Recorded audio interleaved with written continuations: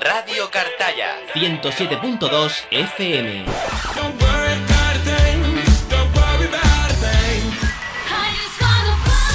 La música más actual suena en tu emisora amiga. Radio Cartaya, emisora municipal. Emisora municipal. Ay, que nos vamos con uno de los momentos que a mí más me gusta de toda la semana, y es con esta ruta tan especial que tenemos y tan misteriosa, gracias a José Manuel García, que se encuentra con nosotros a través de la línea telefónica, periodista. Él es periodista de investigación y bueno, en esta ruta hablamos de lo más oculto, es en lo más misteriosa, como digo. José Manuel, buenos días. ¿Qué tal, Isabel? Muy buenos días. Muy buenos días. ¿Qué tal estás por Sevilla? ¿Tienes en Sevilla un día tan bonito como aquí? Sí, sale el sol. Exacto. Yo siempre que haya sol no tengo problema. El problema es cuando me falta el sol. Tú eres de sol, ¿no? No eres más de verano, ¿no? Soy mucho más de verano que de invierno y independientemente de ello, pues evidentemente como buen andaluz, el invierno no me gusta. Pues, y como no me gusta, procuro evitármelo. Además, cuando en Andalucía tenemos 3 días de lluvia y estamos todo el mundo como un poco de mal humor. Sí, además, porque bueno, date cuenta que el mal humor, digamos, aparejado con lo que es el clima, siempre ha tenido una relación intrínseca, es decir, siempre hemos tenido que tanto el frío como la calor influye decisivamente en lo que es el carácter de una persona. Es verdad. Hay quien se mueve mucho mejor con frío, eso indica que son personas más meticulosas, que son personas que se toman la vida, en este caso, de una forma más calculada. Sí. Y luego están aquellos que, de alguna forma, bueno, pues hay que decir que son más cálidos, ¿verdad? Sí. Que son más temperamentales, tienen un poquito de más carácter y que en muchas ocasiones, bueno, pues ese sol que les falta, igual que hay personas que con el calor o con la calor, aquí en Andalucía es la calor. Siempre, la calor. Siempre. El calor es para otras latitudes. Bueno, pues siempre ese tipo de personas tiene una contraposición, ¿verdad? Es decir, cuando la persona que le gusta el frío llega al verano, siempre se está quejando, que no sé quién quiere la calor, y cuando llega el invierno es al contrario, digamos que es la eterna dualidad que se pone muy de manifiesto incluso en esos pequeños detalles. Sí, fíjate la de lectura que se le puede sacar. Pero es así, cada cosa de la que hablamos, Es así, sí, es que nos influye muchísimo el tiempo. A mí me gusta mucho el frío, tengo que decirlo. Me encanta el frío.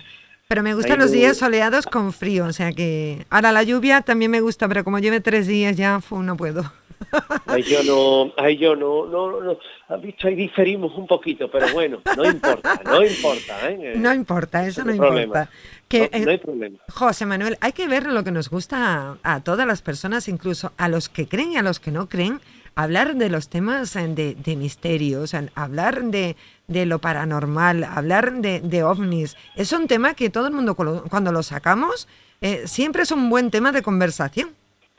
Siempre ha gustado y siempre es algo que yo te diría que el misterio, ¿verdad?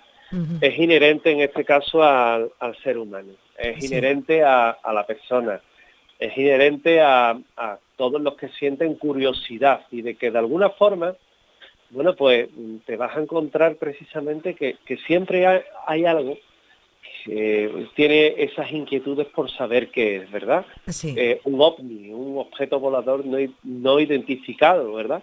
Que, bueno, que tanto puede llegar a turbar a la persona y que de alguna forma hace que se pregunte el porqué de determinadas historias. Uh-huh. Es curioso porque cuando estamos en un momento en el que se aparece algo, ¿verdad? Sí. Y decimos, bueno, pues, ¿qué será? Consultamos, nos metemos en 1000 y una historias, tratamos de ver de qué se ha tratado, si son globos chinos, fenómenos meteorológicos, cualquier cosa. Sí. Y sin embargo, bueno, pues es la curiosidad la que mueve al ser humano, la que hace que durante todo este tiempo, durante todo lo que es la historia de la humanidad, el que haya motivado precisamente ese avance, que también es muy importante. Por tanto, claro que sí, claro que el misterio siempre es un buen punto de partida para conversaciones y para todo lo que son, bueno, pues esas historias en las que en muchas ocasiones nos metemos, ¿verdad? Ujú. Y que bueno, que nos hablas también muy a las claras de lo que es esos intereses, esos gustos. Antiguamente, por ejemplo, gustaba mucho todo lo que era el tema ovni. Hoy Sí, día, fíjate, ha caído quizás un poco en desuso, por llamarlo de alguna forma, es tampoco verdad, sería sí. correcto. Ya no se habla tanto. Ya no se habla tanto, ya no se habla tanto.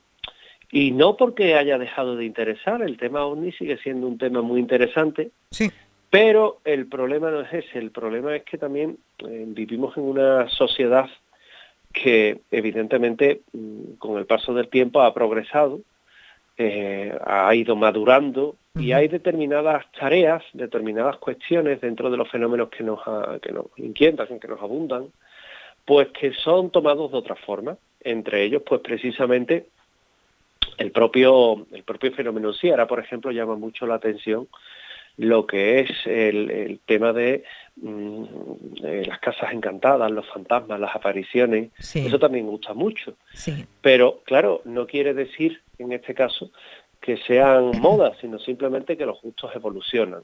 Ujú. Fíjate que en torno a todo ello, yo hoy te quería hablar de un tema que estoy escribiendo Sí. y que está bastante bien, que son las brujas y la Ah, brujería en Huelva. me encanta ese tema de las brujas. Porque hay Fíjate, brujas buenas y brujas malas, ¿no? totalmente. Y a lo largo de la historia, Claro. las brujas han existido y van a existir. Lo que pasa es que el concepto de bruja ha ido cambiando con el paso del tiempo. Ujú. El concepto de bruja ha ido evolucionando hasta tal punto que, bueno, pues antiguamente eran personas que, quitando el marcado acento peyorativo que puede tener en época, por ejemplo, inquisitorial, que se creía que las brujas, bueno, pues eran hechiceras que pactaban con el diablo y demás, que se alejaba mucho de la realidad, ¿no? Que realmente una bruja era una persona a la que, a falta de un médico rural o un médico en una determinada zona, pues se acudía a estas personas que tenían un conocimiento amplio y excelso sobre todo lo que es precisamente las plantas, la medicina natural. Sí, Es decir, se iba consultando con ellos y con ellas, porque también hubo brujos, evidentemente, sí. pero se les iba consultando todas esas cuestiones, de forma que la persona pues encontraba una suerte de primigenia farmacopea o de medicina natural, en la que el uso debido de las plantas, determinados emplastes, determinados ungüentos, pues provocaban una mejoría en el paciente. Sí. Eso es, fíjate, el uso y lo que solían hacer aquellas brujas del inicio, ¿verdad? Ujú. Sí es cierto que cuando la Inquisición se pone con todo esto, evidentemente aquí chocamos con la Iglesia, ¿no? Aquí chocamos con los valores que tenía la Iglesia de aquel tiempo, ojo, que no la actual, en la cual, bueno, pues todo aquel que iba en contra de una fe establecida o realizaba prácticas que podían ser interpretadas como no muy bien vistas, pues en ese momento te encontrabas con un serio problema, y el problema no era ni más ni menos que te llevaban a los temidos autos de fe, Sí, previo paso por lo que era una determinada cárcel, donde te iban a arrancar una confesión, donde la confesión en muchas ocasiones era bajo tortura, y que evidentemente hay personas que aguantan el dolor y otras simplemente que no lo soportan, obviamente. Y nadie, creo yo, que les resulte eso grato.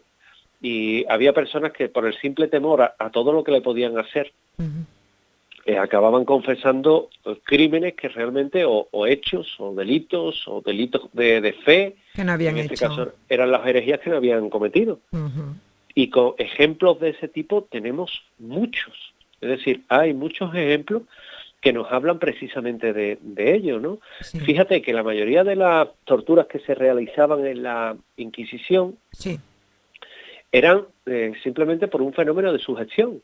Es decir, llegaban a la bruja o al brujo, al sospechoso de brujería, ante lo que era la presencia del inquisidor, y simplemente ellos lo que hacían era hablarle de lo que le podía pasar y hacerle o darle un tour, como yo suelo decir, por el castillo determinado donde estaban todos los presos de herejía. Y nada más que de ver lo que les hacían aquellos que habían mostrado más resistencia y que estaban siendo en muchos casos salvajemente torturados, pues lo que le hacían, ¿qué era? Pues esa sugestión que era tan mala y que hacía que acabaran confesando inexcusablemente. Es decir, casi no se conocen casos de personas que, bueno, con delitos mayores o menores, porque evidentemente también los delitos por herejía eran variopintos, eran desde delitos menores, que se saldaban con rezos y con oraciones, con todo lo que era cumplir con unos preceptos religiosos que ellos te iban a marcar, y que, bueno, cumplías con ellos y ya está. Otros que simplemente eran bajo pena de latigazos. En muchas ocasiones esos latigazos podían ser mortales, porque nos encontramos en una época en la que también había muchas infecciones, y evidentemente cuando a una persona se le dañaba seriamente todo lo que era el cuerpo a base de latigazos y demás, bueno, pues se podían crear infecciones que acababan con la vida de esas personas, con lo cual muchas veces se les temía. Fíjate cómo era la crueldad de la Inquisición antaño, que cuando acababan un castigo por azote, sí, pues a la persona la cogían, la llevaban a otra zona en especial y le untaban, en este caso, la espalda con salmuera, de forma que esa sal, bueno, hay quien dice que cauterizaba lo que eran las heridas, sí, las podía, digamos, sanar, ¿no? Pero también es verdad, y no es menos cierto, que echarle a una persona con una herida abierta salmuera, pues me parece que es excesivo. Impresionante. Es decir, el dolor, esa persona rabiaría literalmente. Sí. Así que, bueno, pues eran las técnicas que utilizaba la Inquisición. Y en Huelva, como te decía, pues hay muy buenos ejemplos precisamente de lo que es todo ello. Muy buenos ejemplos que yo te voy a hablar de algunas de las brujas que estuvieron y que desarrollaron su actividad sí. en toda la parte de Huelva, vale. Porque así nos tenemos que ir encontrando con, por ejemplo, Francisca Romero, que sí. era una sanadora y chupadora de sangre, que en el año 1804, que todavía estaba la Inquisición vigente, sí. pues Francisca Romero, pues ella realizaba rituales de magia que en muchas ocasiones, bueno, pues trataban de, con su parafernalia, sacarle unas monedas a la persona que de alguna forma intentaba o se acercaba a aquella para que le quitara un determinado mal, y como determinado mal que te iba a quitar, pues ¿qué ocurría? Pues que ella desarrollaba todo tipo de ritos delante del cliente, sí. delante de aquel que decía, bueno, pues vamos a coger un poco y voy a acudir a esta señora de la que me han hablado bien. Y allá iban junto a ella y se ponía, en este caso, a hacer esos pases mágicos. No te voy a decir aquello de abracadabra, pata de cabra, porque suena casi muy peliculero, pero sí es verdad que a esa señora, debido a esa actividad curanderil y supersticiosa que desarrollaba en Huelva, pues se la llevó ante el tribunal, un tribunal inquisitorial que estaba bajo supervisión del Tribunal de Sevilla, que la llevaron ante él en el año 1804 y que el proceso se dilató durante 3 años y que, bueno, fue condenada a un total de 15 castigos ratificados, entre, bueno, los que hubo todo tipo de declaraciones, desde testigos curados y no curados, familiares, y de esa forma, bueno, pues a ella, que para colmo le jugó una mala pasada, el apodo, el apelativo con el que se la conocía en Huelva, que no era Francisca Romera, sino se la conocía como la hechicera. Entonces, bueno, pues con semejante sobrenombre, sí. pues las autoridades eclesiásticas no se lo tomaron muy bien. Y así, pues lo primero que se solía tener en cuenta eran las prácticas que ella realizaba. Y ella se le atribuía el curar enfermedades o quitar el dolor dando bocados en la zona dañada para chupar la sangre maligna, que era el elemento que según las prácticas brujeriles era el que estaba causando el mal. Sí. Bueno, la segunda consistía en la utilización en sus rituales del signo de los cuernos dibujado con su propia mano, es decir, aupando 2 de los dedos, bajando los 2 del centro, y de esa forma ellas decían que trataban de invocar a los espíritus benignos para echar a ese mal que estaba aquejando a la persona. Y en tercer lugar, fue muy común también el uso de lo que eran puñales, espadas, que en ocasiones, bueno, pues utilizaban para hacer sangría, que esto no era nada normal en la época. De hecho, las sangrías se extendieron durante un periodo en el que incluso aquellos médicos incipientes de principio del siglo XVI, XVII, XVIII, incluso XIX, hemos de tener en cuenta que estamos hablando que la Inquisición no sería abolida hasta casi la mitad, bueno, abolida, disimulada, hasta la mitad del siglo XIX, es decir, pasado el año 1848. Y de esa forma, bueno, pues usaban también estos espadines para hacer unturas, para hacer ungüentos, para pinchar y hacer sangrías en la persona afectada por un mal, para extender los polvos mágicos. Sí. Y destacaron, bueno, pues todos los intentos que esta mujer hizo y que de alguna forma la llevó a un proceso por brujería y que sería una de las más conocidas. Luego también tenemos a Isabel Domínguez, en Villarrasa. Se calcula, aunque el año no se tiene muy claro, que aproximadamente vivió y desarrolló su actividad hacia el año 1739 y que, según consta en el proceso, pues ella habría liberado a unos parientes de la cárcel mediante el uso de la hechicería y de oraciones prohibidas. Así, la causa contra Isabel de la Paz se abrió en el Tribunal de Sevilla, igualmente pues en ese año, y se recogió brevemente la situación en la que la hechicera quiso sacar de la cárcel a unos parientes suyos que habían sido encarcelados. El documento es muy curioso porque dice que, hallándose presos en la cárcel pública 2 parientes del arreo, esta dijo que estuvieran sin cuidado, pues ella los liberaría. Que una noche estuvo en continua oración y ella misma aseguró que los liberaría de suerte que no los pudiera coger la justicia. Con efecto, sin haber escalado cárcel, salieron de la misma en la noche de oración. Todo ello, evidentemente, en castellano antiguo. Sí.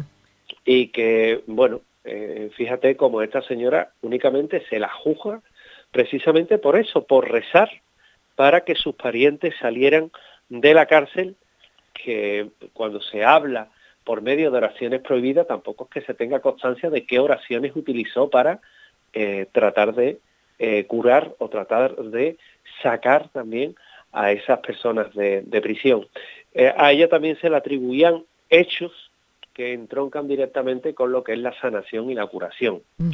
También tenemos otro ejemplo en María Ramírez, la coja, que vivía en Niebla en el año 1750, se la conocía como la coja, no es que yo le ponga ese apelativo a la señora, y esta hechicera, pues según recogen los tribunales de la época, lo que sanaba y curaba era el mal de ojo, y también decía que podía hacerse invisible.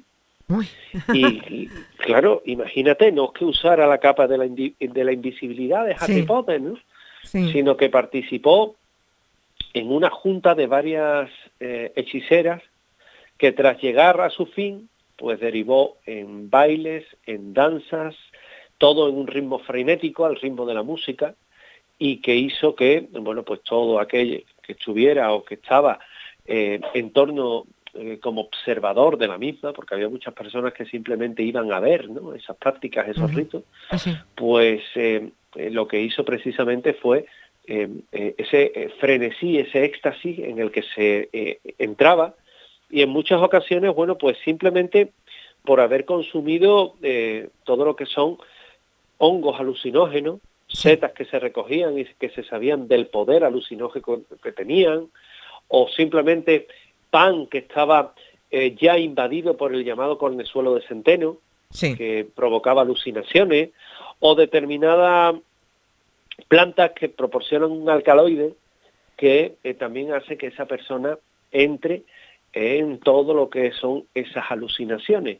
Es muy curioso porque María Ramírez participa junto con las otras brujas en torno a 1740 en un aquelarre, porque una localidad onubense con mucha tradición en todo lo que eran los aquelarres, según los escritos judiciales de la época, era Moguer.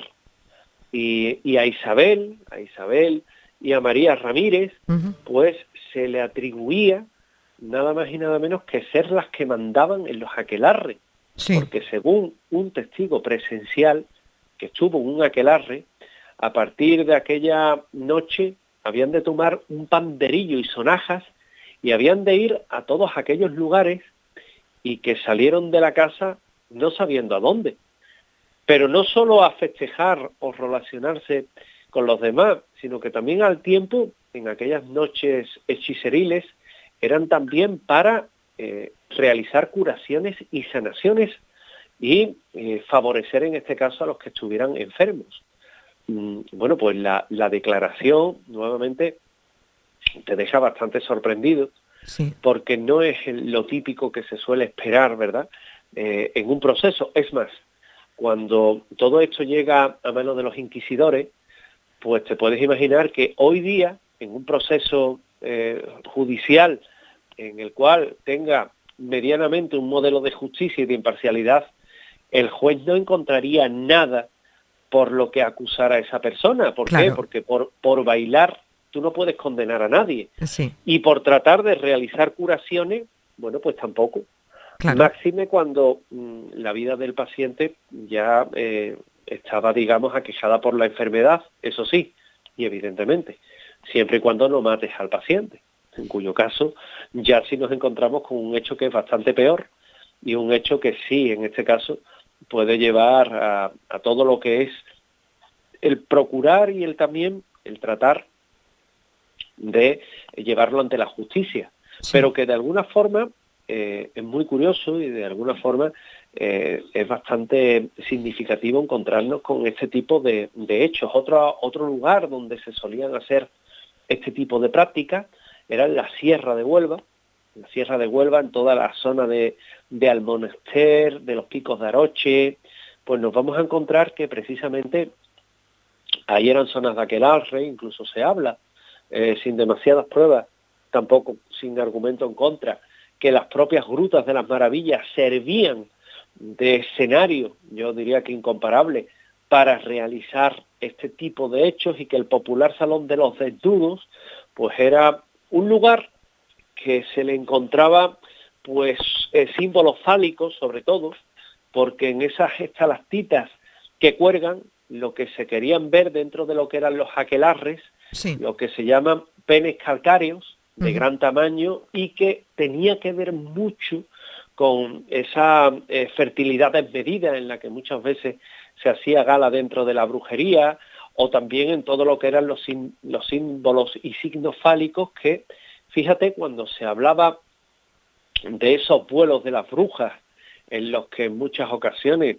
se veía volar, o decía que volaban, y que se le ha representado, evidentemente, a la bruja con su escoba, pues tiene una correspondencia con un hecho real. Y es que también en muchas ocasiones, en esos rituales que realizaban en los aquelarres, pues untaban el palo de la escoba con todo lo que es ese potente alucinógeno, que al colocárselo, en este caso entre las piernas, pues le provocaba los delirios alucinógenos y los delirios extremos que de alguna forma tenían.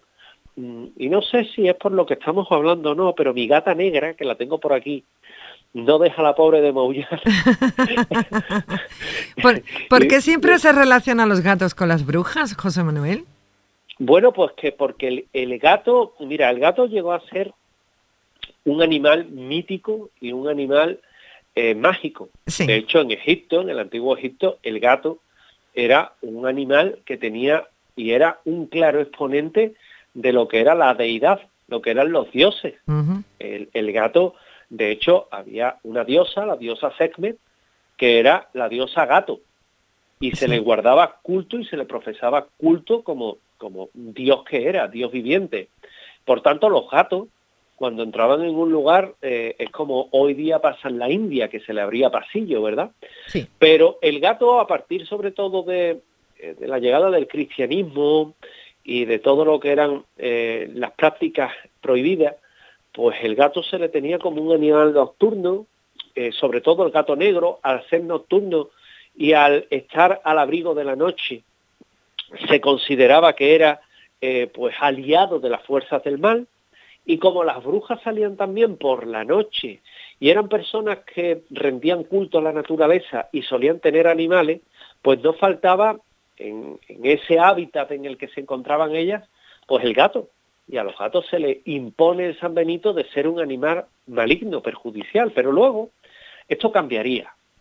Y cambió como tantas otras veces, porque el ser humano está lleno de prejuicios y el ser humano está lleno de todo lo que es valores desmedidos en cuanto a sus creencias y se pierde muchas veces en la sinrazón. Bueno, pues cuando llega el medievo nos vamos a encontrar con un hecho bastante significativo y puntual. Sí. Y es que hay epidemias de peste. La peste llegaba a los puertos debido a las ratas que llevaban los barcos. Las ratas, a su vez, eran portadoras pues de todo lo que es la pulga, en este caso, la pulga que transmite la Yersinia pestis, que es como se llama el virus que provoca o la infección que provoca precisamente esa pulga y que provoca la peste. Y a partir de ese momento, bueno, pues te puedes imaginar que todo el mundo se echa a temblar, ¿no? ¿Cómo vamos a curar este mal que ya empezaba a quejar a las personas? Sí. ¿Y cómo vamos a evitar que los barcos atraquen y las ratas, que son los primeros animales que desembarcan, no contagien a la población? Y ahí es donde juegan un papel fundamental y notable los gatos, Sí. porque son estos animales los que empiezan a eliminar a esa población de roedores y son los que hacen que ese valor negativo, esa connotación negativa que tenían los pobres, pues pase a ser positivo y que sean muchos los que, trataran de restituir pues todo lo que era esos valores que al animal se le habían atribuido como negativos y quitándole los suyos, los de buen cazador, los de animal, en este caso, doméstico que no domesticado. Los gatos todavía distan mucho de ser animales domesticados, aunque sí estén con nosotros, y de esa forma, bueno, pues nos encontramos que estos animales, debido a ellos, pues tuvieron esa leyenda negra, pero como vemos, bueno, poco de leyenda negra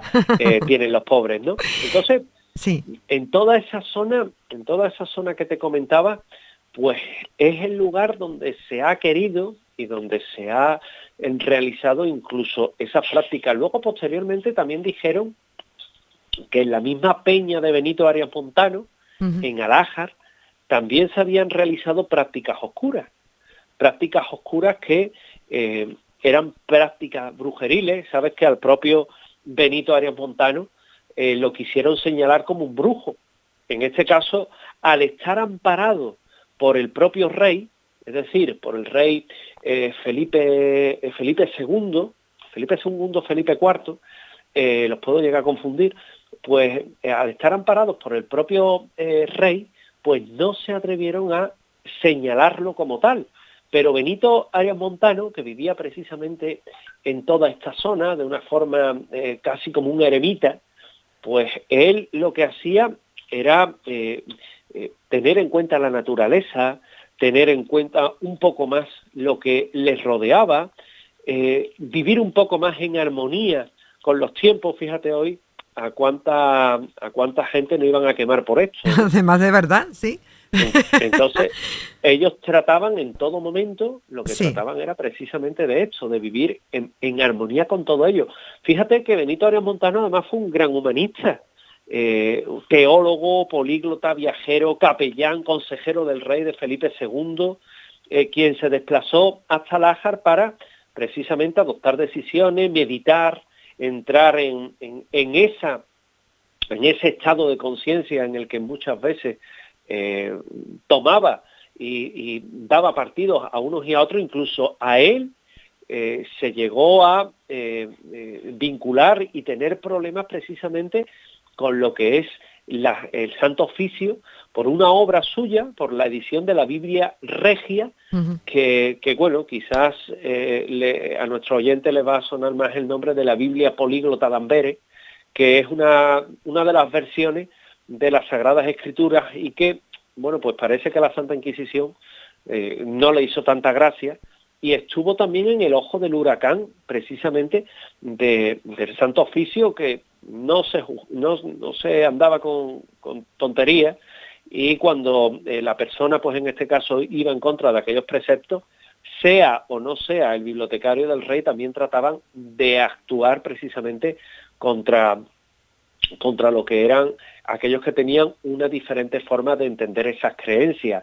También, fíjate, en Cortegana, allí en la colina pelada, como la llamaban, pues hay un árbol, o había un árbol, que llama la atención muchísimo sobre lo que es, bueno, pues la escasa vegetación o nula vegetación que puede llegar a haber a su alrededor. A ese árbol le dicen el cabezo de la horca. Y bueno, tiene su historia porque sucede durante el siglo XV, cuando había una mujer que era sanadora, que actuaba en Cortegana, que era muy apreciada por sus vecinos porque tenía una actividad sanadora increíble. Y ella Sí. vivía en una caseta de aquel cerro. Y iban muchas personas a verla con diferentes problemas de salud. Claro, ¿qué pasó? Que como el párroco local tenía menos gente que esta mujer, la denunció precisamente al Santo Oficio, Claro. y el Santo Oficio, bueno, atendida la causa y evidentemente respetada más la opinión del sacerdote que de la mujer, la condenaron por brujería y herejía en un juicio que estuvo amañado y en el que ella ni siquiera estuvo presente. Prendieron a la sanadora, solo encontraron a su hijo, un niño de 12 años, que como no pudieron encontrarla a ella, pues lo que hicieron es que ahorcaron al niño de 12 años. Oh, qué barbaridad. Cuando la mujer, sí, esto es historia, esto se puede Qué consultar. barbaridad. Cuando la mujer regresó, lo que se encontró es a su hijo Sí. colgado del árbol.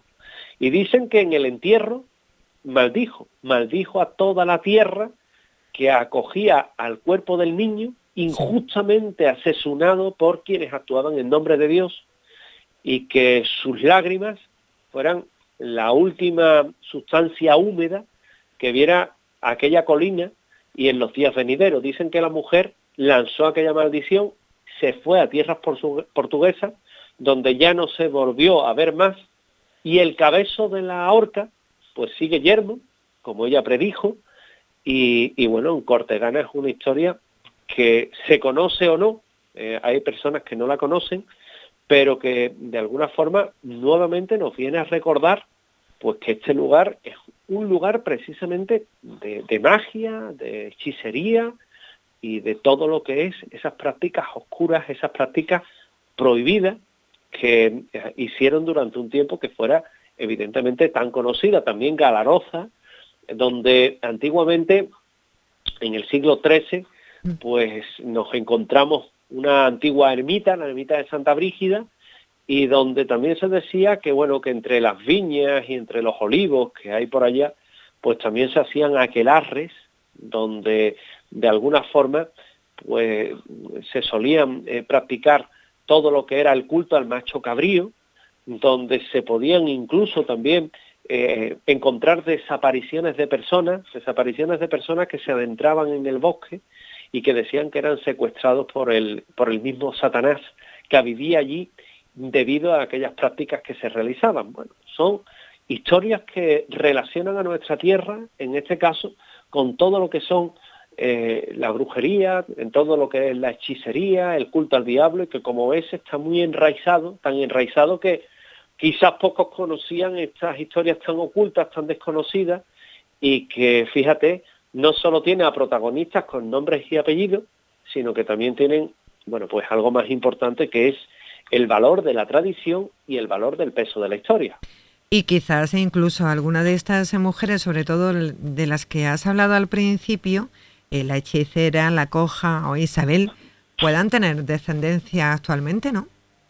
Totalmente, porque hemos de darnos cuenta que tampoco nos tenemos que ir tan atrás en el tiempo. Es decir, algunas de ellas, de las que hemos hablado, sí, pues tienen su juicio en el año 1807, es decir, que podía tener descendencia, como le ocurre, por ejemplo, al hijo de nuestra última protagonista en Cortegana, sí, a la cual tenía familia. Es decir, es posible, entra dentro de lo posible, y bueno, es algo que sigue ahí, que ese saber desconocido, ese saber perdido, ambos, pues durante mucho tiempo es el que se encargó de restablecer la salud, con más o menos acierto, a aquellas personas que carecían de ella, y que como tal, que esto también es importante, como tal, pues hoy día nos encontramos que es quizás el inicio, nada más y nada menos que de la actual farmacopea, de la actual tradición, en este caso, de la química moderna, sí, porque de ahí es de donde se ha nutrido, de ahí es donde se ha alimentado, con lo cual no reneguemos de ello y aprendemos un poquito más de la historia, porque al fin y al cabo esta lo que hace es enseñarnos los caminos por los que muchos han tenido también su peso y han dejado su impronta y su huella en la misma. Qué interesante. La verdad es que forma parte de la historia, tú lo has dicho, de la historia de nuestra tierra, y es muy interesante. ¿Cuánto tiempo te lleva recopilar toda esta información? Pues depende, porque no tiene que ser fácil, ¿no? En muchas ocasiones, ¿sabes qué pasa, no? Que como uno va escribiendo, sí, va encontrando cosas curiosas, las va poniendo a un lado, vuelve a encontrar otra cosa curiosa, la vuelve a poner al lado. Hay algo que te llama la curiosidad y la atención, y lo que haces es que investigas más sobre ello, vuelves a meter en el mismo documento, y cuando te das cuenta, a lo mejor el documento tiene pues 6 o 7 páginas, y dice, bueno, pues les voy a dar forma, y una vez que le dé forma, voy a ver realmente qué sale de todo esto, ¿no? Pero evidentemente detrás hay un trabajo de investigación, hay un trabajo de recopilación de información que es muy importante, sí, y que muchas veces es muy silencioso, muy callado y muy desagradecido, ¿eh? Sí, así es. Las dos cosas, pero bueno, es algo que hay que hacer para que luego, cuando nos sentamos aquí, cuando nos ponemos a hablar de misterio, pues muchos amigos y amigas seguramente se sorprendan y digan, anda, mira lo que he aprendido hoy, que en Huelva hubo brujas, y no solo hubo brujas, sino que mi amiga Isabel en Radio Cartaya se ha encargado de contárnoslo con este chaval. Es decir, a mí me encantan, este mundo de las brujas, te digo que me apasiona, me gusta mucho. No sé por qué, pero me gusta mucho. Es un tema que no hay que confundir, en este caso, no hay que confundir con todo lo que era la brujería actual, ¿no? Sí, claro. Estamos hablando... Porque la brujería actual es un engendro, sí, que estoy seguro que no lo entiende ni el que lo ideó, que juegan mucho con valores que no tienen nada que ver con la actualidad. En la brujería antigua se basaba en algo bien diferente, y que, bueno, pues realmente, aunque hoy día se diga aquello de, no, es que la brujería, dentro de lo que cabe, fíjate que sigue estando presente, pero ahora se relaciona más con el tarot. Sí. Yo no tengo nada en contra del tarot, evidentemente, al revés, me parece, un día siquiera hablamos de ello. Ah, sí, muy interesante. A mí el tarot es algo que la verdad es que me gusta. Y a mí. Pero, claro, no hay que confundir con esa brujería de la que estamos hablando hoy, ¿no? No tiene nada que ver. El tarot es una cosa, sí, y de los misterios de los que hablamos hoy es de la brujería de antaño, de los juicios inquisitoriales. A mí me gusta muchísimo todo lo que es la historia que tiene que ver con estos temas. Juicios totalmente injustos, totalmente injustos. Claro, yo trato de contarlo, ¿no? Porque al fin y al cabo no podemos caer en la desinformación, no podemos caer en que las personas que estén oyendo la radio crean que la brujería es solamente lo que hoy ves en la tele con la bruja Lola y demás, ¿no? Eso es la parte folclórica. Creo que tenemos que tenerle más respeto, ¿verdad? A ese... Exactamente, sí, créeme que cuando te digo que es la parte folclórica, es la parte folclórica, es decir, la bruja Lola te va a poner 2 veces en la negra, ¿no? Y tú dices, vaya, te la esta mujer. Bueno, hay cosas muy curiosas, José Manuel, como que te salga un culebro, no sé si hay en Sevilla, y tú vas a una señora que te hace unos rezos y, oye, el culebro desaparece. Sí, ya te digo, sí, o sea por que, eso te... Y por ella no eso es bruja ni es nada, es simplemente una señora normal y corriente, ama de casa.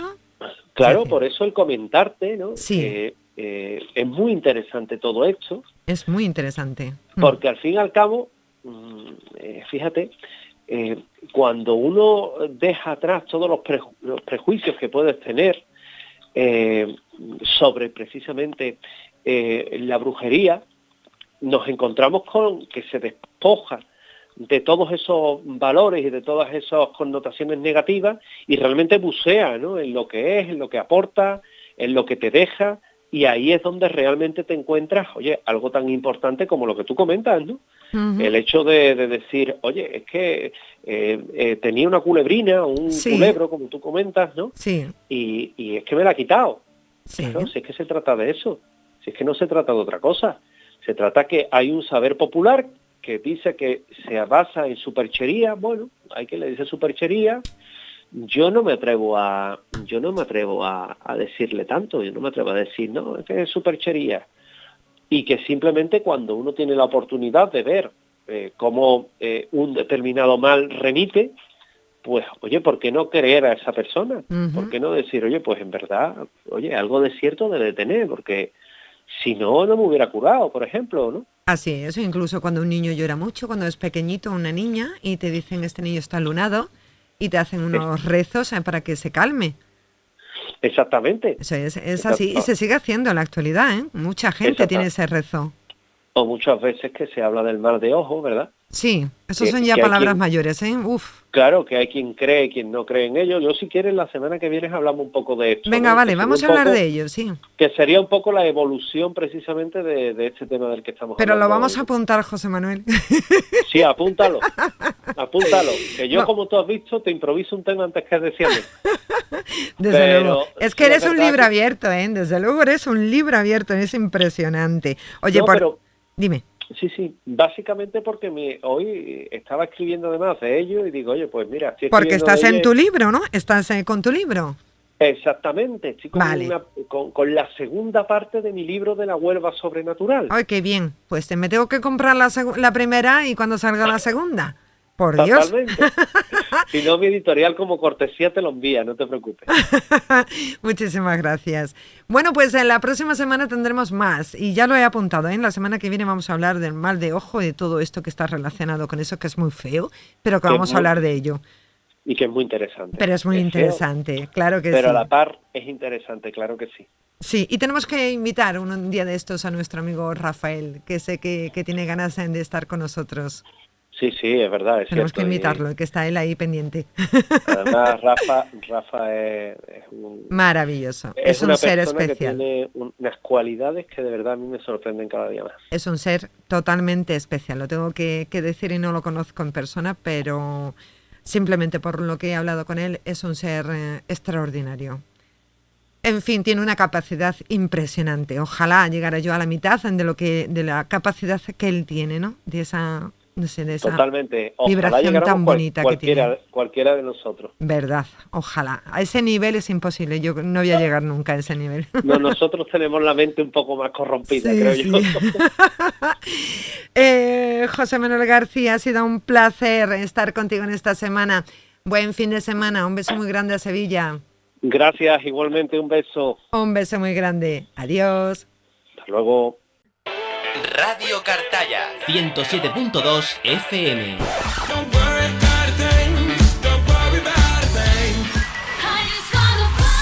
La música más actual suena en tu emisora amiga. Radio Cartaya, emisora municipal. Emisora municipal.